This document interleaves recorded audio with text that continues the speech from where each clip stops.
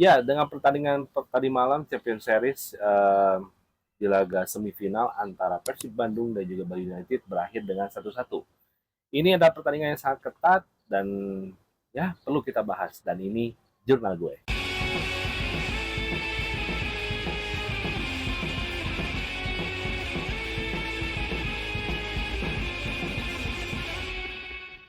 Ya, pertandingan antara Persib Bandung dengan Bali United berakhir dengan 1-1 di laga Champions Series semifinal. Menurut gue ini ada pertandingan yang sangat ketat dan benar-benar menegangkan ya. Dan surprise-nya adalah di pertandingan semifinal kemarin kita akhirnya bisa menggunakan VAR. Nah, ini yang menjadi sejarah buat Indonesia di satu pertandingan sepak bola kita bisa menggunakan VAR. Walaupun banyak plus minusnya gitu ya, tapi di situ gue merasa bahwa merasa lebih aman dan merasa lebih apa ya? Keadilan itu bisa lebih terjaga dengan adanya apa sistem VAR ini gitu loh. Dan menurut gua sistem VAR yang dijalankan tadi malam antara pertandingan Persib Bandung melawan Bali United di laga semifinal, menurut gua sedikit bagus-bagus jelek gitu. Kenapa gue bisa bilang bagus-bagus jelek? Pertama, ada beberapa decision atau dari sebuah pelanggaran itu bisa kita cover gitu ya, bisa kita cover dalam arti bisa kita sorot yang harusnya dari kacamata wasit itu tidak penalti dan akhirnya kita dapat penalti walaupun gagal.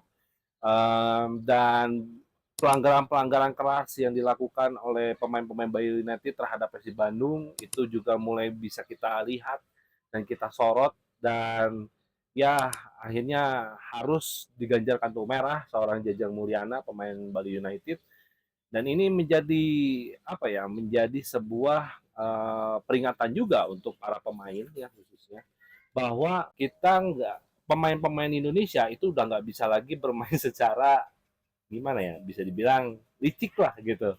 Ya sebenarnya kan dalam permainan sepak bola licik itu wajar ya. Licik itu dalam artian mengambil momentum sedikit untuk bisa mengambil keuntungan gitu loh. Dan nggak jadi masalah juga sebenarnya gitu sah-sah aja karena memang kadang-kadang memang diperlukan kalau memang di lapangan gitu kan. Tapi dengan adanya sistem decision VAR ini, menurut gua pertandingan akan semakin terasa adil gitu ya karena eh, tidak ada lagi kontroversi-kontroversi yang terlalu menyimpang, apalagi dari segi wasit gitu loh. Dan juga yang bisa kita apa ya, yang bisa kita perhatikan gitu loh dari kinerja wasit gitu ya, terutama sebenarnya nggak ada hal-hal yang terlalu menurut gue minus gitu ya. Tapi dari segi eh, bagaimana proses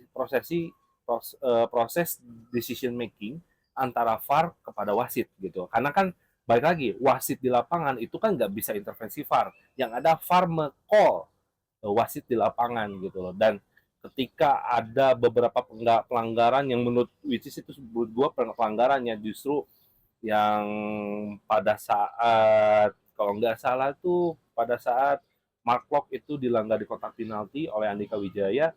Menurut gue itu sebenarnya pelanggaran karena kan kaki dulu yang kena gitu bukan bola kan sebenarnya walaupun sebenarnya bolanya udah keburu ditendang dan ini menjadi sebuah sorotan juga untuk kinerja wasit supaya jauh lebih baik lagi dan kita nggak perlu ngehujat lah kita nggak perlu ngehujat karena yang namanya juga pertama gitu ya pasti ada apa ya ada grogi di awal lah gitu untuk para wasit dan so far so good gitu ya uh, kinerja VAR dan juga kinerja wasit di lapangan ya untuk kedepannya mungkin lebih diperbaiki masalah komunikasi gitu loh komunikasi antara referee VAR dan juga referee di lapangan gitu loh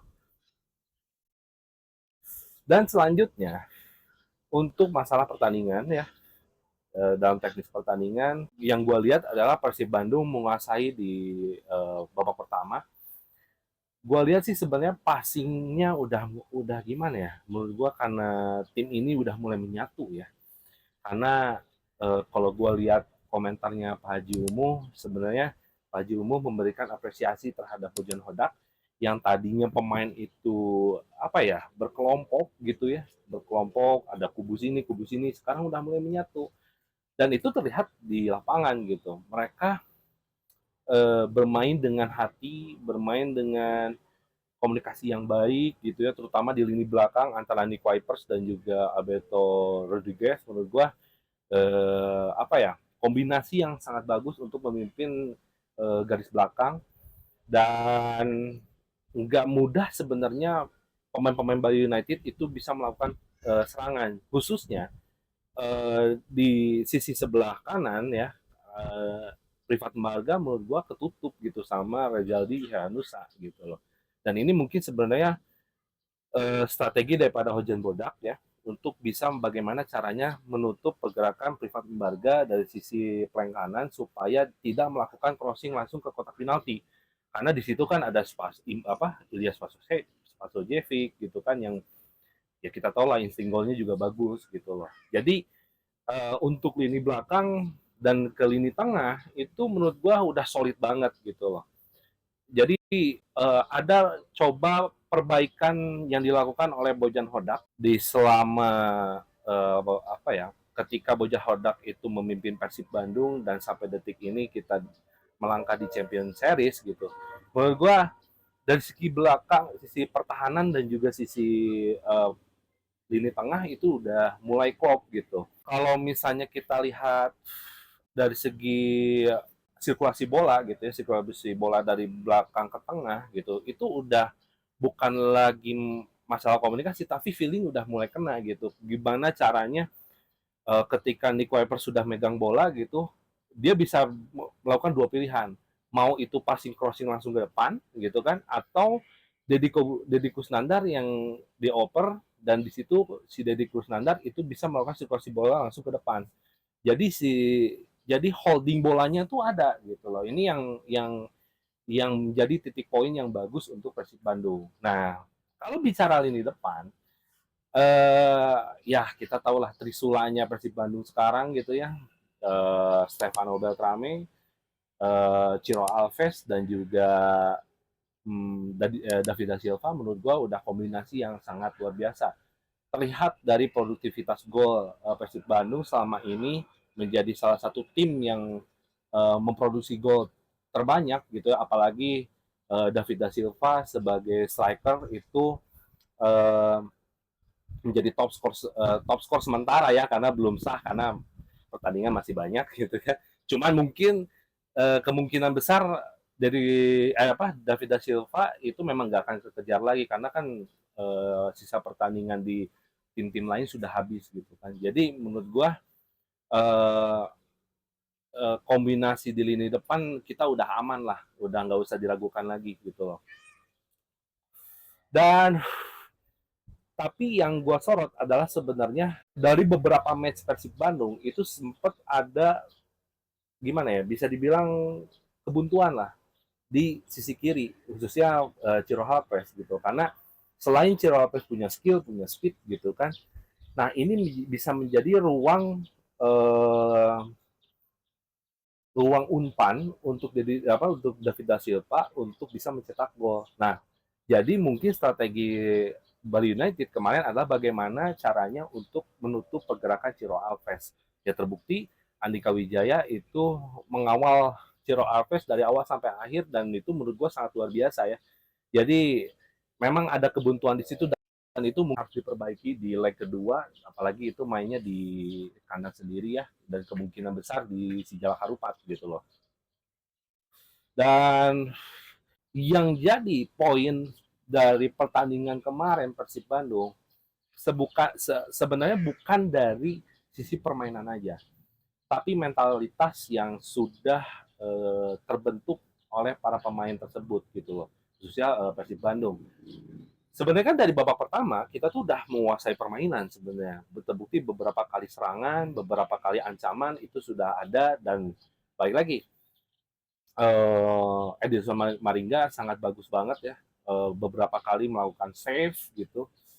Cuman ketika di babak kedua ya, Bali United itu melakukan sebuah perubahan pola bagaimana caranya mereka harus tampil lebih menyerang, lebih pressing lagi, lebih press lagi gitu ya.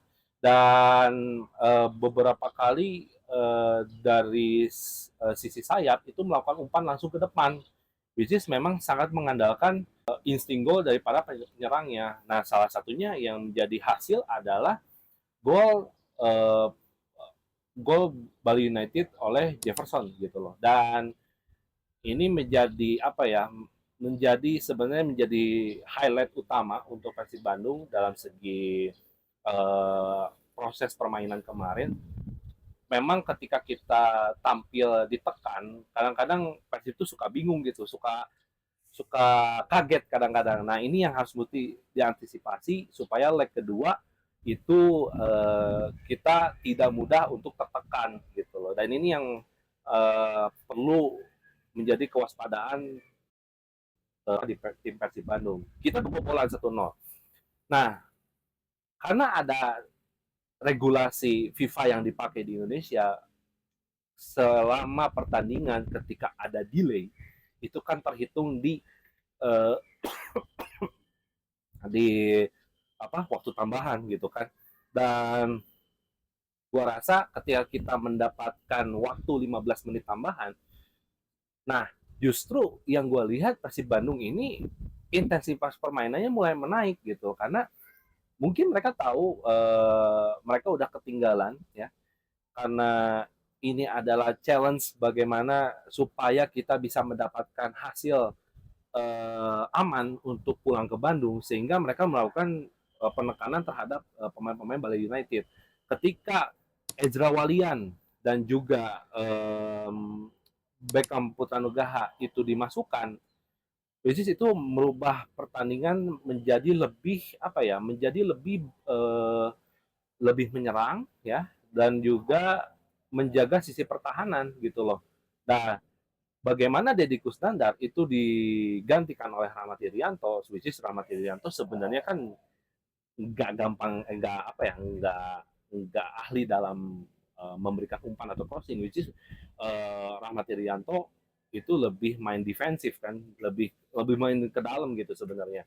Jadi bagaimana Bojan Hodak itu bisa mengamankan pertahanan supaya lini tengah dan lini serang itu bisa full attack ke depan. Nah, akhirnya apa? Dengan umpannya si ganteng Eza Walian itu bisa melakukan sebuah crossing langsung terhadap David da Silva dan David da Silva itu melakukan backheader dan itu menciptakan sebuah gol kedua di pertandingan tersebut gitu, dan hasil 1-1. Nah, apa yang menjadi poin penting untuk leg kedua ya, yaitu adalah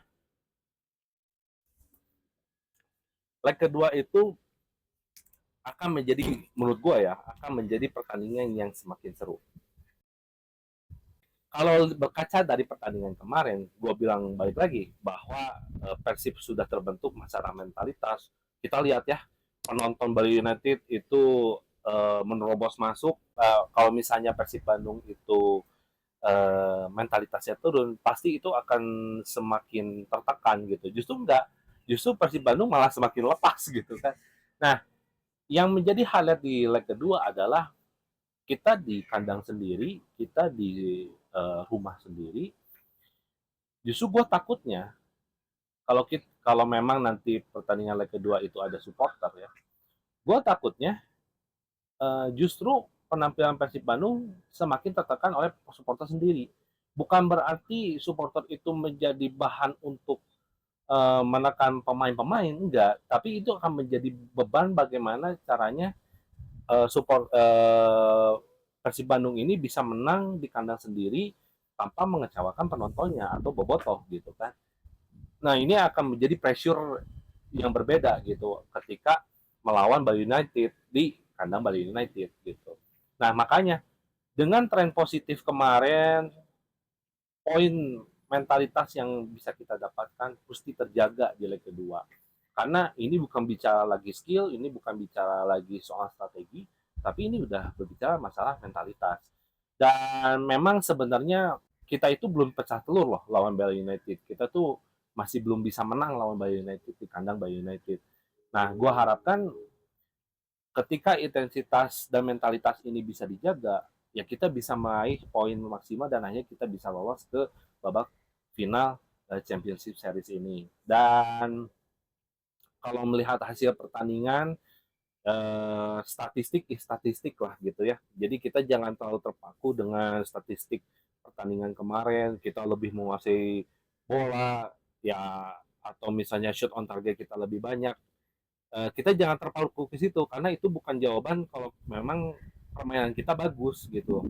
Jadi yang perlu kita highlight adalah bagaimana fisik bisa terjaga, mentalitas bisa terjaga, dan khusus ya untuk para bobotoh, kita mesti lebih semangatin lagi pemain-pemain Persib Bandung supaya Persib Bandung ini bisa apa ya, bisa mempunyai sebuah semangat baru ya di rumah sendiri khususnya kita lakukan yang terbaik gitu kan, hal-hal kecil dan peluang-peluang kecil untuk Bali United itu bisa dimanfaatkan gitu loh. Karena kalau lihat proses proses gol pertama tadi malam gitu ya, ketika Bali United itu bisa memproduksi gol duluan, itu kan sebenarnya awal mulanya karena ketidaksiapan alias ada keteledoran gitu loh. Jadi hal-hal itu yang harus dijaga dan hal-hal itu yang harus di-highlight oleh Bojan Hodak. Dan poin yang didapat dari pertandingan kemarin juga adalah bagaimana ini kadang-kadang kebiasaan ya pemain-pemain Indonesia karena dulu nggak biasa pakai VAR, sekarang pakai VAR itu tetap aja masih intervensi wasit gitu, bahkan secara berlebihan. Kalau bisa gitu ya, kalau bisa untuk para pemain jangan sampai para pemain ini terlalu melakukan intervensi berlebihan. Kita harus hormati keputusan VAR karena itu udah di decision secara sistem gitu kan. Jadi memang sistem kan nggak bisa bohong. Jadi kalau misalnya memang ada kontroversi atau segala macam, sebenarnya itu dibuat berdasarkan dari sistem tersebut. Nah, jadi